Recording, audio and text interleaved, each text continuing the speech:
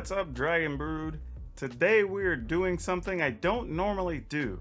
We actually have two decks back-to-back days here that are going to be kind of similar in concept. Yesterday we did a Selesnya counters deck. Today we're doing, I guess we'll call it a Naya's counters deck. However, this actually features Winota as well, so it's very interesting. It's kind of like combining two different decks and making this weird Frankenstein hybrid. However, it's Champ or Chump, so this person went 6-0 with it. We just need to see, can we win any games with it at all? Who knows? But two things. First, I gotta ask, if you haven't, please hit the subscribe button, hit the notification button, then hit the notification bell. Wait, hit the subscribe button, then hit the notification bell. That's what I want you to do. That's it. Hit that subscribe button. Mostly because we're trying to hit 10,000 subscribers by February 1st, or as we like to call it here, February 1st. But I need your help. We can't do it without you hitting that subscribe button, getting us to 10,000 subs by February 1st. The other thing is, don't forget, at the end of the video, we are doing card spotlights at the end of every gameplay video. So if you just want to get a little insight on a random card, check it out. It's something fun we've added to the end of videos and people seem to be enjoying it. That being said, let's go take a look at this, I don't know, Naya counters Winota hybrid Frankenstein deck.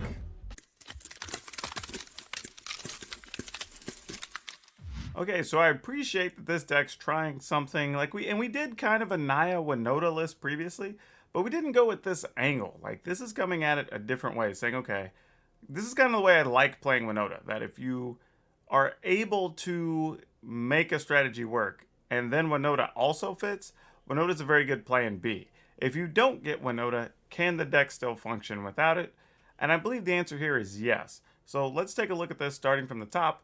We are playing Giganta as a companion, and it works because everything we're playing only has one of each colored mana symbol. Nothing wrong with that.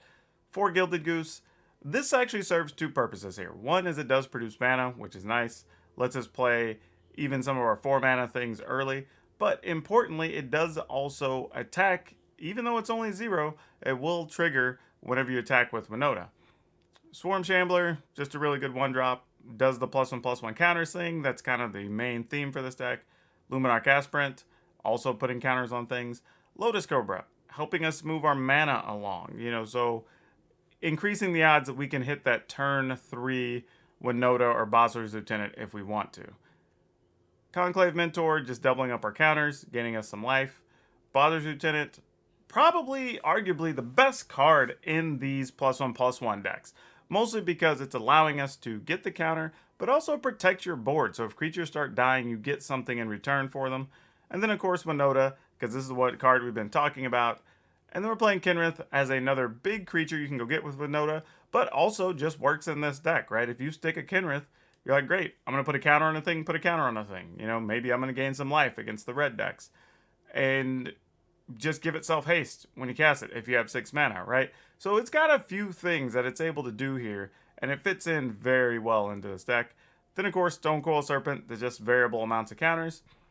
Lands, we're playing 4 plains, 3 mountains, 3 forests, 4 of each of the pathways, and 3 Fabled Passage. The one thing I do want to point out as well is this deck does have a sideboard, because to be 6-0 and count for the Magic.gg deck dumps, you have to go 6-0 without changing your deck, and you have to be playing traditional. So it actually did some work. If you play best of 3, check it out. But for now, let's go hop into the arena and see what happens. Okay. This is one where you don't necessarily love it, that we have to use our Crag Crown pathway, but actually is fine here, because we can go turn 1 Swarm, turn 2...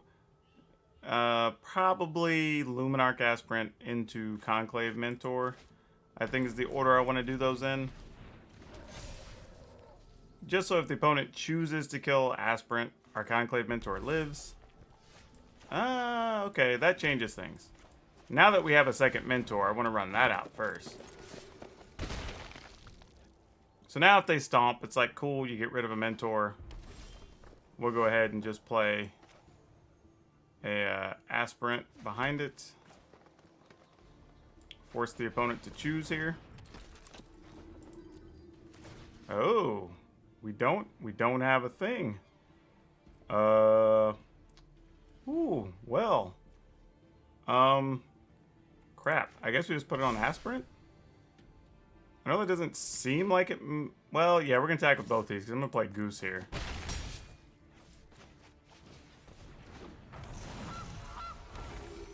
It's possible to play something random like the Cinderclasm or whatever. Oh, nope. Okay, they just scooped. Alright, we get to go first. But we don't have any green mana. Alright. We're going to keep it anyway because we don't really have a turn 1 play. We can Fable Passage to get a forest. Play Cobra. Hope the second Cobra lives. I always assume the first Cobra or first Goose or whatever is going to get killed. And then we're just playing off the second one. It's probably a grim way to look at it. But hey, I'm just being a realist. Alright. Looks like our opponent's finally ready to go.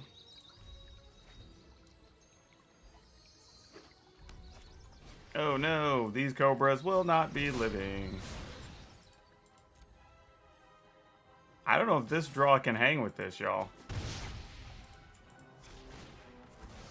We'll see. I kind of needed a turn 1 Swarm Shambler here. Being completely truthful.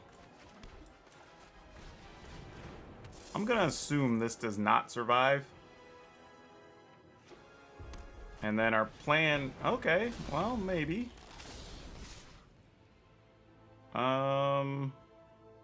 Okay. If we block, we can kill a robber. If we don't block, we can play Cobra, play a land. That gives us a mana, gives us 2 mana, but then we only have 3 mana. That doesn't help us. So if we block, we could play Cobra, play a land, play Luminarch Aspirant anyway. We'd be a mana, but that makes it harder for us to cast Kinrith. But I think that's okay. I think we just stop damage right now. I think that's the plan. I don't feel like us taking that extra damage would really do a lot for our health, so to speak. Let's go ahead and play that. Doesn't really matter what color, because we're just going to play an Aspirant. Then I'll put a counter on the Aspirant. So if we want to, we can attempt to block a Fervent Champ. The opponent wasn't interested in killing our Cobra, so I don't know if they have a burn spell in hand or not. Or maybe here they're having to choose, right? And if they stomp the Aspirant, then we do get to play Kinrith next turn. If not, then we have a 3/3 Aspirant and we get to see what happens. Alright, let's hope they don't also have Bonecrusher Giant. Because they didn't have it last turn. We're just letting the Fervent Champ through. Alright, and they have... Because to be honest, if they haven't, I guess it's worth it to see if we'll make a dumb mistake and block. Okay, just Rimrock Knight. Not bad. Okay, so we can play Cobra. Play a land. Gets us 1/2. It's only 3/4. So that doesn't help us. So we need to not play Cobra here, effectively, is what this says. Get white. Then we'll just do this. I'm going to go ahead and block with the Cobra, or attack with the Cobra, because we're not going to block. The opponent could Embercleave here, which is not a small Embercleave, mind you.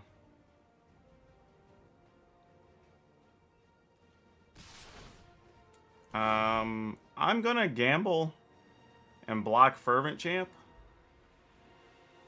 Because either have to have double burn spell, which I don't believe they have because they would have killed the Cobra. If they Embercleave, that's going to be 10. We go to 7, but then we could gain 10 next turn.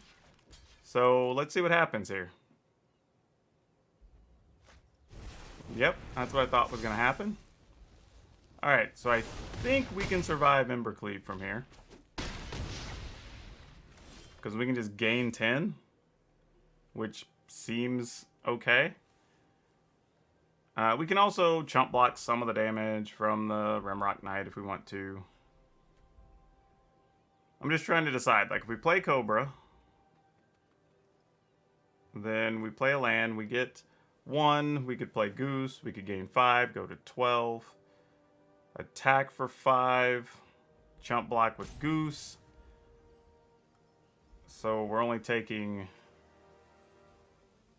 8 minus 2, so we would take 6. But we'd be at 12. I think that's okay. A little bit risky, but I'm game for it.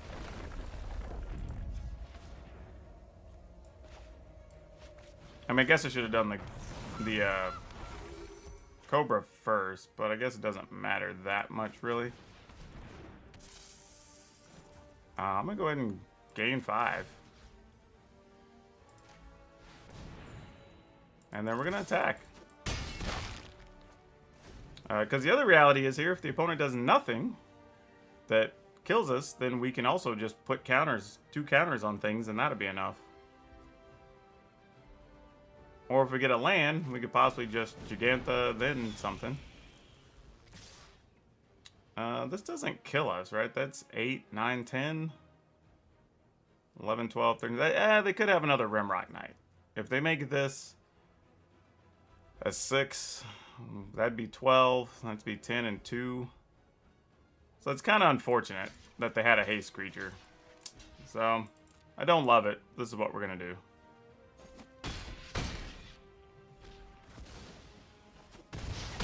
Alright, so we're at 5. Aspirant is not bad here. I dig that. Question is it enough to help us win? Because we do have this Phoenix we have to worry about. They can pump the Phoenix to 5. Or to 4. And that's a thing we can't block.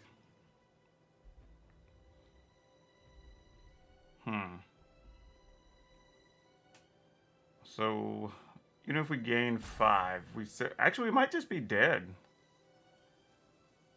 Because this is, well, we can sack for food. So we're at 8. 9, go to 13. This is 4.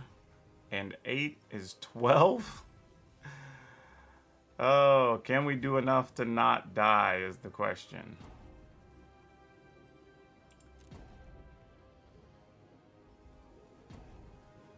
I don't even know. Alright, so it's 8, 9, 10, 11, 12.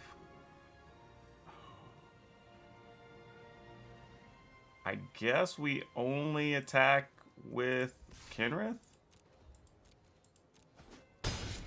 And at least put the opponent in a situation that if they don't do something, it's lethal? I don't know. And we still have the ability to play this and give it trample because we have a red land, so that's not nothing. Ooh. Okay. That actually doesn't add to anything here. This is actually fine.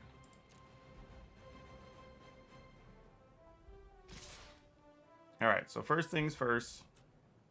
Crack food. Go to 8. Activate Kenrith. Go to 13. Opponent has 8, 9, 10. I mean, if they pump... If they have a Rimrock Knight, we're dead. If not, I think we win next turn. Because we can give this trample 5, 6, 7, 8. Minus 3 is 5, so we'd have to put 2 counter, but we could do that too. We could just play Aspirant. Give everything trample attack. Like, that would do it too. Okay, I'm going to gamble. Let's hope there's no Rimrock Knights. Oh, yeah. Oh, buddy. Oh. Oh, so good. That is so good. That is amazing. We're going to give everything haste. Put a counter here. We are attacking. What you got, opponent? Because that's 2, 4, 5, 6. Is that all we're doing? Because everybody has trample, right? 2, 4, 6. Am I missing something? Alright.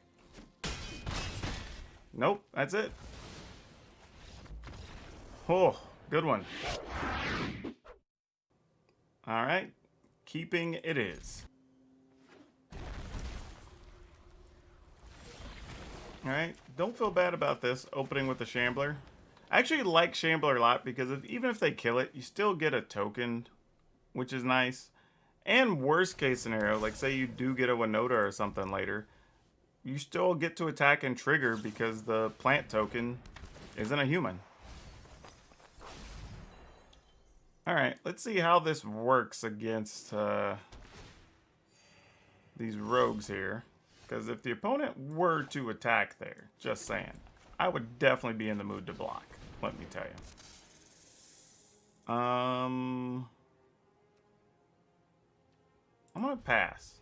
Oh, I thought they had another Thieves Guild Enforcer. Dang it. Alright, guess I should have attacked for my one. Well, now it gets interesting, because now it's okay, if the Cobra doesn't die, what kind of counters do you have in hand, or what's going on? Alright, Cobra dead. Fantastic. Makes sense.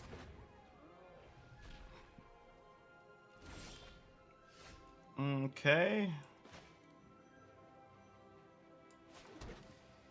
We have 3 cards in the yard.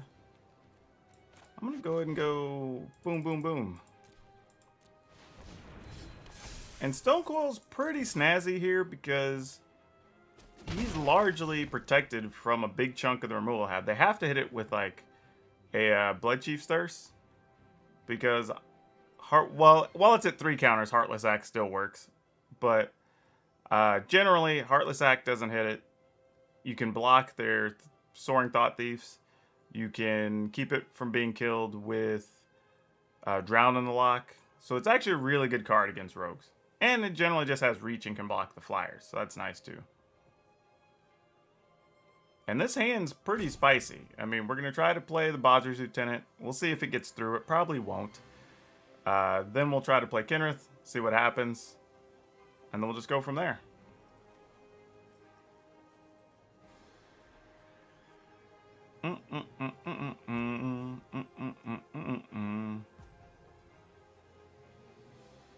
Well, the opponent's thinking, and I think here's a situation of like, do they try to get creatures on the battlefield, or are they just going to try to kill my stuff? It's probably what's going on.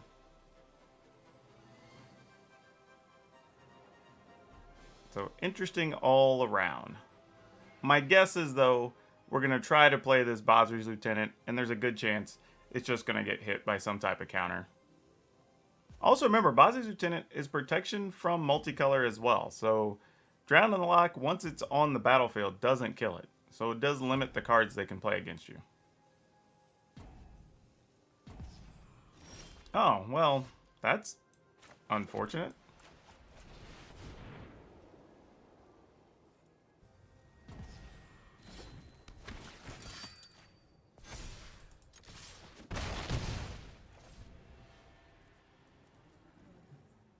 Alright, let's see what the opponent's up to.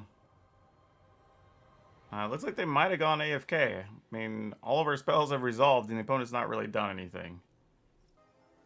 Ah, well.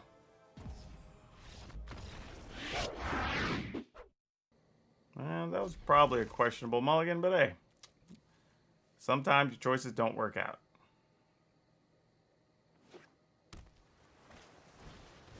Ugh. Okay. Let's see if we can play Stone Cold Serpent next turn. See if it lives.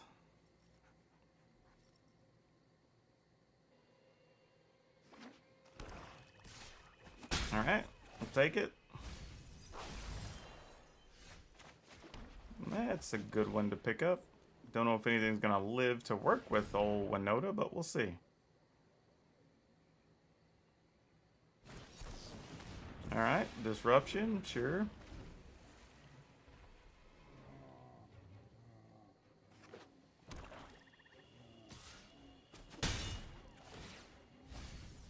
Sounds like a plan.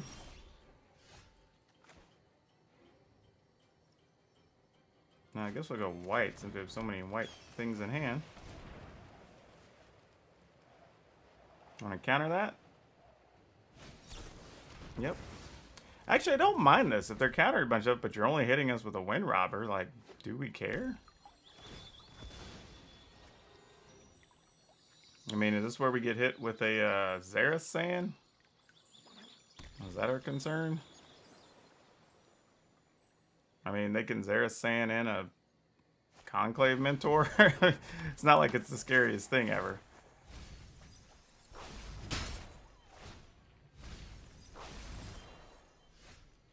Alright, so here, I guess we try one of these. Probably, oh, it does resolve. What?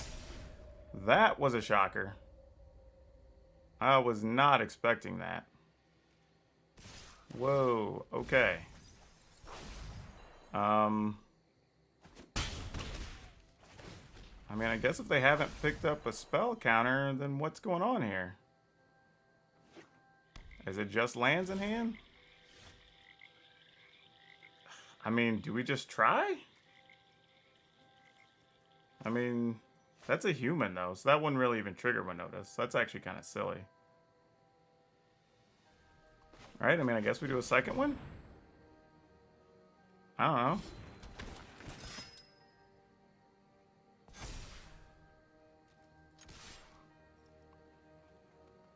I mean, now, even if you flash in an Enforcer and it kills a thing, we get 2 tokens. I'm not sure what's happening, y'all. Maybe their hand is mostly lands. But it paused, though, so they have at least a spell. I mean, they could Xerath Sand, but, I mean, the best thing they get is either Luminarch Asper. Probably Luminarch Asper is the best thing they can get. But Xerath Sand only gets through once, and then these are protection from multicolor, so they can't even block with it. But it'd be tapped anyway, so they're going to hit us for 4. Maybe 6. So we go to 7. Then they could replay the Soaring Thought Thief, I guess. And then we attack for 8. Nope, they don't even have a Xerath Sand. So I don't know what's going on. I literally have no idea at this point. Alright, so is this like Luris? To replay your Wind Robber? Start that whole thing?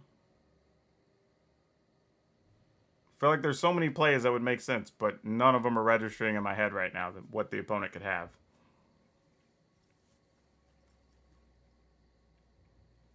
I mean, because right now we're winning the damage race, right? We're going to hit for 8, hit for 8. So they have to do something. Are we seriously just going to Agadeems for 1? Oh, call the Death Dweller? Sure. You'll kill one of my things, and that's fine. We'll do this. Let's see if they picked up a counter.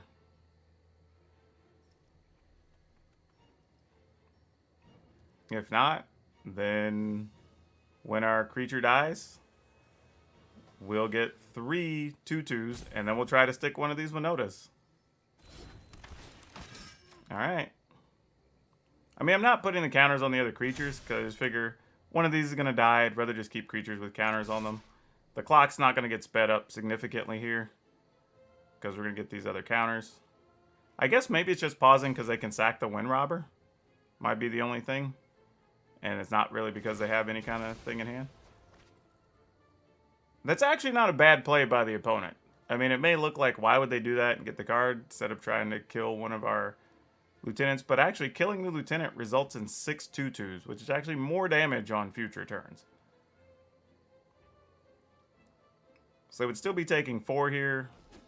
But then now, next turn, I'm only attacking with 12, as opposing to 14, which isn't nothing. I mean, that's a real thing. They're going to attack for at least 6 here. If they have another Soaring Thought Thief, they do just win.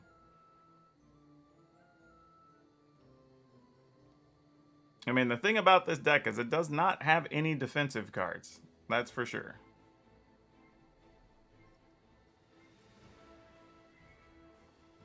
Alright, they're attacking, so I'm assuming they have something to put in the way this turn.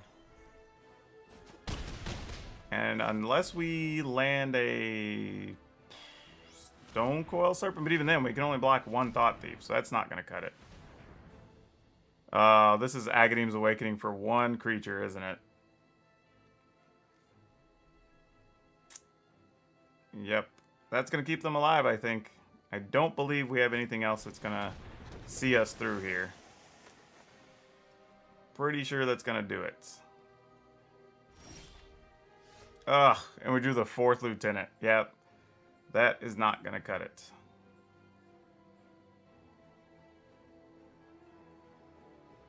Yep, that's a no-winner. GG's. Boo. We are going to mulligan this one. I will keep this.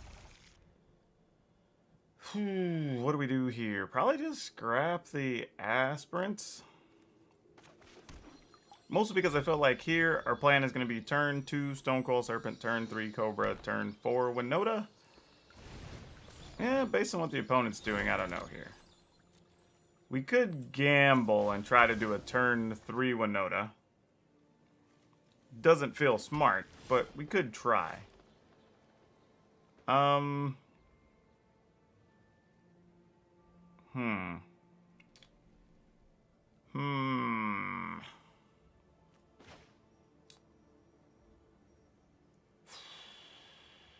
don't know how this is gonna work. Alright. If nothing else, they bone crush this thing. Let's see if a stomp comes down. Yep. They always have it. Oh, they didn't have it. No shock? No shock. What? Alright then. Here we go. And we have a backup Winota too. This is actually good times.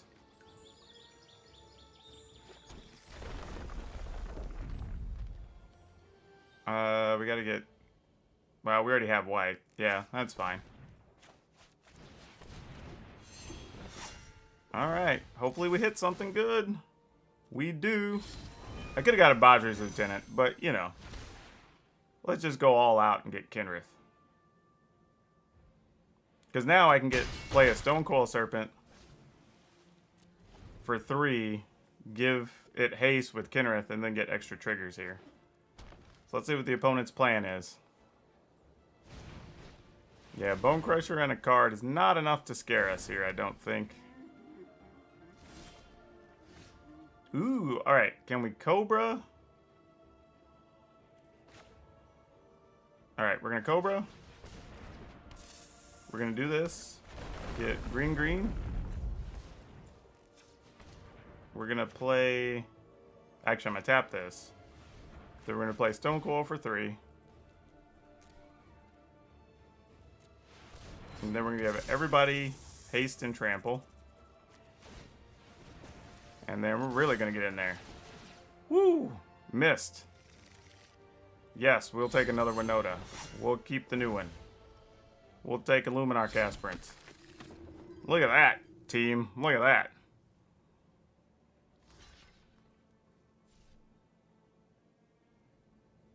Yeah, this is spicy.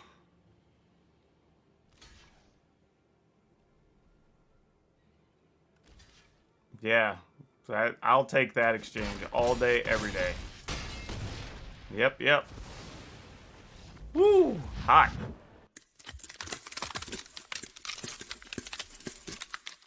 Alright, y'all, let me say this. For having no defensive cards, this deck kind of did what it wanted to do. I mean, it's able to play 2 different styles of decks within one. It's pretty versatile in how it's attacking. And, you know, it really was able to handle some of the bigger decks. And even when we lost, they were close calls. So, yeah, I gotta give it up. And it actually does what it's trying to do. The only thing I will say is that you do end up with a little bit light on green mana a couple times, so maybe I'll take out 1 or 2 lands to add in 1 or 2 more green lands, maybe just straight forest, just because there's a couple times you want to be able to have the green on turn 1, turn 2, be able to kind of keep your pace up the way you want. But otherwise, the deck actually performed pretty well, so yeah, I'm going to give this one the champ stamp. Champ stamp. Is that, well, y'all know what that sounds like. Anyway, this deck gets the champ stamp. I don't know, maybe that's going to be a thing. Also, we're going to talk about our card spotlight today. which is an old favorite of mine, Tradewind Rider. The crazy thing is, you were able to play this in a format where you could play Propaganda, where your opponent had to pay 2 mana to attack you with the creature, and you could play Armageddon. So you would literally just like Armageddon and then like keep your opponent from doing anything. It was like so silly.